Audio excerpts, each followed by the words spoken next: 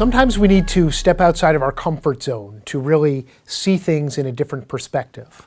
And I find that happens to me often when I'm traveling, and I notice how there are great trademarks everywhere all around us. Now, of course, they're not only in airports and cities that I travel to, they're around me every day, but perhaps I'm not paying attention as much in my own neighborhood, in my own backyard, as I am when I'm traveling. So I always see fantastic brand names at airports or in places where there are food trucks lined up and parked, because they often have creative names. And I want to just talk briefly about some of the common themes in all of these great trademarks that really are everywhere. They stand out. And I'm going to give you some examples at the end, okay? They stand out. They're remarkable. They're memorable. They're creative. And as a result, they are easier to protect and stronger.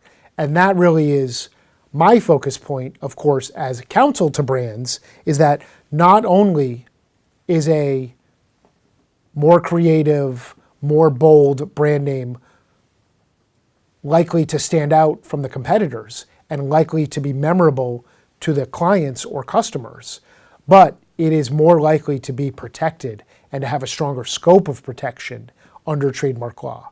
So a few recent examples that I worked with, these are actual examples from clients. The first example I want to share is Inclusionista, who is a speaker and consultant on disability and access issues. So it's a creative play, obviously, on the expression fashionista, made unique with Inclusionista. I really like that one. Another client of mine has a restaurant called Rocket Surgery. Now, why did they come up with this? Because they wanted to play on the expression that things are not rocket science and they're not heart surgery, right? So they came up with this creative combination of those two expressions, which are really about the same idea, and called it Rocket Surgery in a unique brand name, especially for a restaurant. I have another client who owns a coffee business and food truck business called Grumpy Grandpa's Coffee. And I just love that it's got a alliteration to it with the GR sounds. And the second you hear Grumpy Grandpa's Coffee, you think about some grumpy grandpa sitting there with a mug of coffee, but still, enjoying it because it's really good coffee.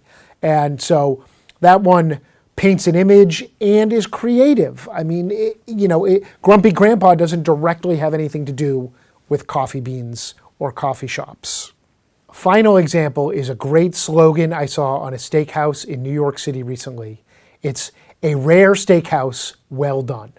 Okay, what a creative play on words with rare and well done, and with rare being unique and not common. And that really exemplifies everything that we're talking about here with great trademarks.